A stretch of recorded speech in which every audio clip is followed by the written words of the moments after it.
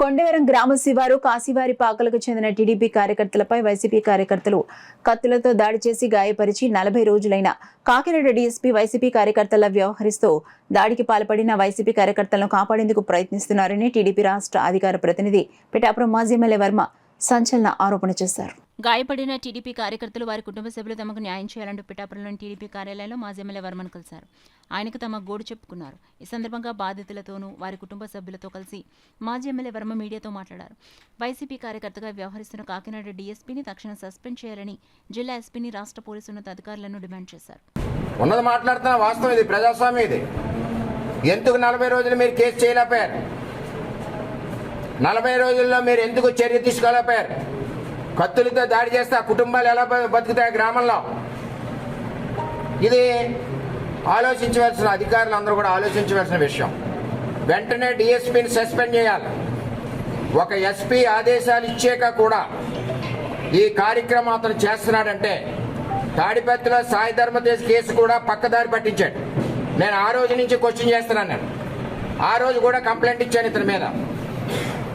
అక్కడ ఏమీ సీసీ కెమెరాలు చూడకుండా వెళ్ళిపోయాక రాయిశ్రేరని చెప్పాడు.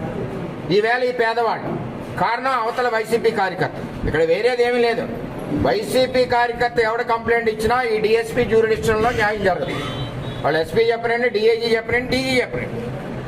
అంచేత ఈ పేదవాళ్ళకి న్యాయం జరగాలి. వాళ్ళు కూడా నా దగ్గరికి ఎందుకు వచ్చారంటే ఇప్పుడు కంప్లైంట్ విత్డ్రా చేసుకుంటా ఉంటాను. సరే, నేను కూడా దృష్టిలో పెడతాను, అధికారి దృష్టిలో.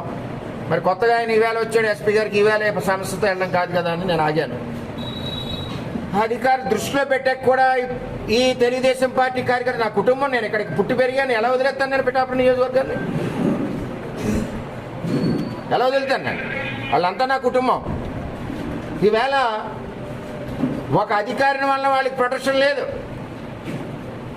న్యాయం లేదు కొత్తపల్లి మండలంలో. ఇది ఎక్కడ తేల్చుకోవాలో అక్కడ తేల్చుకుంటాం. అంచేత అధికారులు అర్థం చేసుకుని దీన్ని ఏమంటారు? పోలీస్ స్టేషన్లో బెయిల్ ఇచ్చి వాళ్ళకి మేళతాళాలతో పంపుతారా? ఇలాగ ఇళ్ళకెళ్ళి నరికేస్తుంటే ఏ సెక్షన్ వస్తుంది? నేను చదువుకోలేదు, నాకు తెలియదు. మరి ఏ సెక్షన్ వస్తుందో పెద్ద ఆఫీసర్లు, ఐపీఎస్ ఆఫీసర్లు ఆలోచించుకోవాలి. ఇంటికి వెళ్ళి కత్తిలిచ్చి పొడిచేస్తే బుర్ర మీద వాళ్ళకి మేళతాళాలు పెట్టి స్టేషన్ బెయిల్ ఇవ్వడమా? దీనికి సరైన సెక్షన్ ఉందా? పొడిపించుకున్నందుకు ఈళ్ళు బొక్కలు వేసేయడమా అన్నది తేలాలి. ఎట్టి పరిస్థితుల్లోనే డిఎస్పీ మీద 40 రోజులు ఎందుకు అవ్వలేదు ఈ చర్య? వెంటనే చర్యలు తీసుకోవాలి, స్పాట్లో సస్పెండ్ చేయాలి.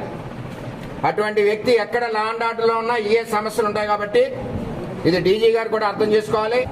తక్షణం పేదవాళ్ళని ఈ విధమైన ఇబ్బంది పెడుతున్న డిఎస్పీని తక్షణం సస్పెండ్ చేయాలని చెప్పి నేను కోరుతా ఉన్నాను. ఇందులో యథార్థం ఉంది. ఆఫీసర్ ఎంక్వైరీ చేయాలి. ఆఫీసర్ కూడా, ఎస్పీ గారు కూడా ఎంక్వైరీ చేయాలి.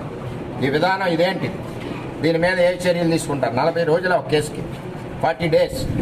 ఒకవేళ స్టేషన్లో బోర్డు ఎట్టండి అంటే ఇంకా వైసీపీ గాలి ఇంకా పోలేదు కదా, ఇంకా ఆ గాలిలోనే ఉంది పోలీసు.